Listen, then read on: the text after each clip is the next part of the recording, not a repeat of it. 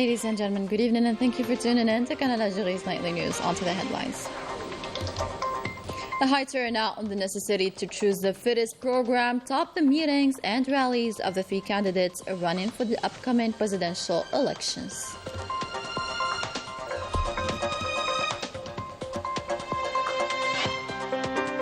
The president's decision to provide Lebanon with fuel to overcome electricity cuts is highly appreciated in this brotherly country.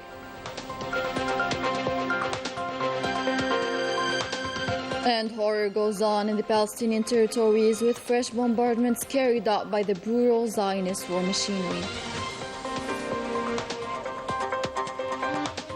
Welcome again. We kick off our news with the electoral campaign that was marked today by several meetings and popular rallies held by the three candidates for the upcoming presidential elections. Massive turnout and the voting for the fittest program topped their interventions, according to our campaign permanent reporter Midasa Kebash.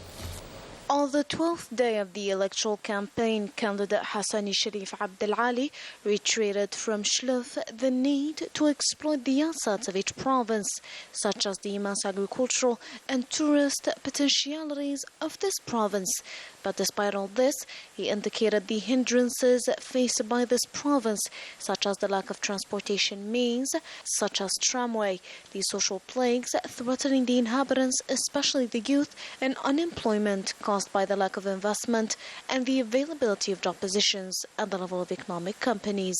The candidate stated that all of these are unfortunately found across several provinces, and it is in fact a sad reality endured by our people, threatening the stability of our country. Therefore, Hassani Sharif called on everyone to make the upcoming presidential elections a turning point for our policy, recalling that he's willing to set up a social economic project based on a small and medium-sized enterprises. For his part, the president of the FFS, Awshish Youssef, held a rally in Ghardaya, during which he called on Algerians to vote for his electoral program Ru'ya, based, according to him, on a new vision that will improve our daily lives and purchasing power through realistic procedures. The same speaker highlighted that change is possible with the help of everyone, and if elected, thanks to the trust of the Algerian people, his vision will be fulfilled on the ground. Awshish also met with the inhabitants of the province with the hope to be backed by them during this important political event, so as to make the voice of change heard, as this is an opportunity for everyone to accomplish their electoral duty and be part of this change. The candidate didn't miss the opportunity to visit a number of monuments in the province, such as the local market, and pay tribute to the Algerian Revolution's poet Mufti Zakaria. As for Tebboune Abdelmajid, he was made heard by the parties campaigning for him. The FLN Secretary General indicated that their candidate wants to get rid of the rentier economy. For his part, the R&D stressed the need to support candidate Tebboune and vote for him. As for the head of the Mustaqbal Front, he highlighted the achievements of the candidate and the difficulties he'd encountered during the reform process.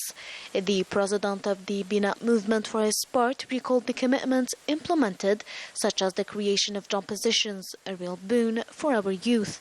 The candidate supporting parties convened on the necessity to vote for him, as he is the fittest, according to them. Sawt al-Sha'b and Al-Fajr al-Jadid urged the attendees to participate and vote for Tebboune, whose program is what people need, as stated by the head of the Amal al-Jazair rally, with a special focus on young people. In implementation of the president's decision to supply Lebanon with quantities of fuel to operate its power plants, the oil tanker In Ikar is expected to arrive at Lebanon's port tomorrow, carrying more than 30,000 tons of fuel to help this brotherly country overcome its crisis. Report by Mohammed Yassin Naqash, taken up by Manan Maafa. The Lebanese citizens are enduring daily struggles due to the ongoing electricity crisis. We need electricity for everything. We need it for ACs, gas, etc. It has been 15 days without electricity here. We have no state electricity since 20 days now. What you are seeing is thanks to generators, which is very expensive, obviously. The severe hardships faced by the Lebanese citizens due to the electricity crisis have forced them to resort to a temporary solution known as an individual subscription. It allows citizens to get some relief by using very weak electrical power. These subscriptions are a lifeline for citizens dealing with continuous power outages, which, according to the Lebanese government, are caused by a shortage of fuel oil. Lebanon is experiencing financial difficulties that prevent the state from establishing a comprehensive energy system. We have implemented the necessary reforms to ensure that this energy system improves over time. 30,000 tons of fuel, a gift from Algeria, will arrive in the Lebanese capital Beirut. This shipment of fuel provided by the President Abdelmajid Tebboune denotes Algeria's unlimited support, whether through the leadership of President Tebboune or of the Algerian people who stand with Lebanon in this economic hardship. We thank Algeria for gifting us fuel. We really appreciate it. Algeria is well known for helping its brotherly Arab countries in all sectors, not only electricity. Algeria always takes initiative in helping Arab peoples. We really appreciate it. A very hard time for our brotherly Lebanese people as they are experiencing a serious challenge after the 2019 economic crisis. With an expertise of more than 20 years, this plant based in Ain Dufla is a real success story in the field of plastic transformation. It produces more than 1,000 tons of fiber plastic per month and exports its products towards Latin America, Europe, and Africa. Manal Maafa's report. More than 1 million plastic bottles are received daily at this factory, located in the Ain Dufla industrial zone. Since 2001, it has specialized in transforming and recycling plastic into monofilament fiber. We have 3 stages. First, there is a manual sorting center, then we move on to the decontamination and automated washing stage. After that, we have an automated optical sorting stage. All 3 stages are managed by a digital quality control system, which helps us better target our customers in terms of quality and ensures improved traceability of our products and suppliers. The second stage of the process is the production workshop. Its mission is to oversee the production operation from start to finish.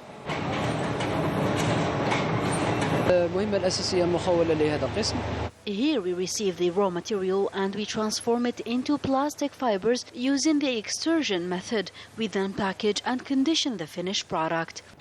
The factory, which began exporting in 2007, has since expanded its international activities and now directs over 70% of its production to European, Asian, African and Latin American markets. The recycling process produces over 1,000 tons per month of various fibers for sweeps and brushes. The factory, which has 250 employees and more than 2,000 indirect jobs, is now aiming to expand its activities.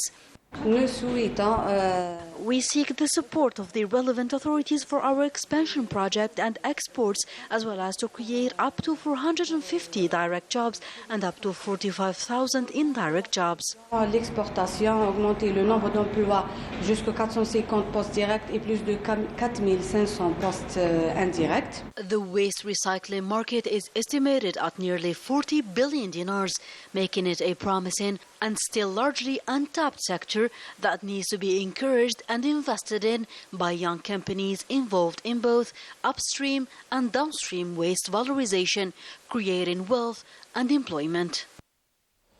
That was Majda Dahmoun's report, taken up by Manal Maafa. In other news, the Moroccan scandal on the Tikad Mirain triggered a state of pathological hysteria among the Makhzen regime and its press, which unleashed its delusions by promoting imaginary victory that the kingdom has achieved through the alleged exclusion of the Sahrawi Arab Democratic Republic from the summit of the Forum on China-Africa Cooperation. Undoubtedly, the main objective of which is to cover up what can be qualified as the Moroccan scandal in Tokyo, following the disastrous failure of the Moroccan maneuvers aimed at depriving the Sahrawi Republic of participating in Tikad. According to the decisions of the African Union, participating in these meetings depends on the type of partnership itself. Accordingly, the China-Africa Cooperation Forum has been included since its establishment in 2000 within the mechanisms of bilateral partnership that bring together China with a number of African countries. Therefore, the Sahrawi Republic, unlike other African countries, has not participated in any meeting of the African-Chinese Partnership since its creation. How can it be excluded today, as Morocco claims, if the Sahrawi Republic is not originally concerned with these meetings that do not fall under the framework of the African Union? From here, the picture becomes clearer about the lies and slander that the Makhzen began promoting even before the end of the TICAD conference in Tokyo, as it was unable to withstand the successive slaps it received from the African Union, then from the host country Japan, then from the rest of the African countries that did not accept the thuggish behavior of the Moroccan delegation.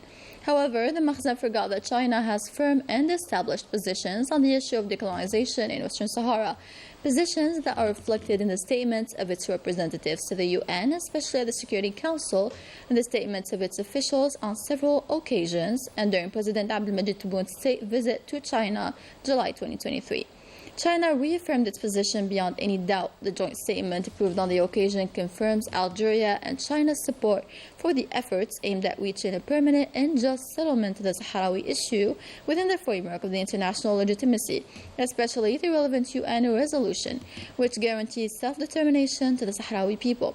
In light of the above, this new Moroccan maneuver is merely a desperate attempt to distract Moroccans from the Tokyo scandal, which impacted them negatively as Western Sahara attended the meeting. In the same respect, the Arab Committee for Solidarity with the Sahrawi Republic stated that the Makhzen does not respect the simplest rights and laws and rules, and that the shameful and disgraceful aggressive behavior of the Makhzen depicts the true nature of this regime, and therefore it has no right to be a member of the international community. Algeria called on the international community to pay attention to the war crimes committed by the occupier in Gaza. From Geneva, Algeria's permanent representative to the UN urged to apply more pressure on the occupation to respect international law and protect civilians. Ammar bin Jama expressed during a session on the occasion of the 75th anniversary of the Geneva Conventions and its protocols. Indeed, horror continues in the Palestinian territories, with fresh bombardments carried out by the Zionist war machinery in a stark defiance of the international conventions, calling for the cessation of this unfair war against defenseless civilians looking for a safe place. Yet this dream seems to be so far, since atrocities are part of the everyday life of Palestinians. The latest developments in this report with Wissam Abuzaid and Salim Miroh.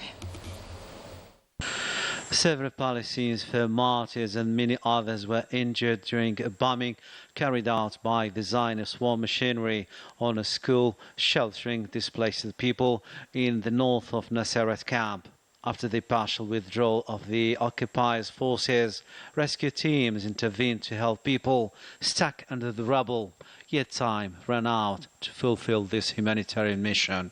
The majority of victims are women and children, always bearing the brunt of such brutalities. فيهم أخوي مسؤول بنك وأولاده ولدين وبنتين أولاده الاثنين راحوا استشهدوا الله يرحمهم مرته استشهدت أمي استشهدت خواتي التنتين استشهدوا. The town has been entirely demolished, compelling the survivors to flee and look for other safer places, becoming almost impossible and in harsh living conditions marked by a serious famine. كل عمارة فيها 20 شقة 20 حلم بموت كل يوم 20 حلم بموت.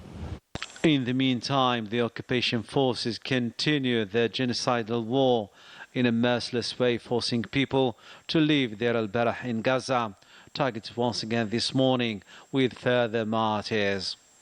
Ground, air and maritime attacks are conducted on a daily basis since October the 7th, with 40,000 martyrs so far, and the macabre list is expected to rise since the international community is unable to repair this injustice and enforce the humanitarian laws banning this atrocious war on defenseless people. The end. Thank you for joining us. Take care and enjoy the rest of the movie.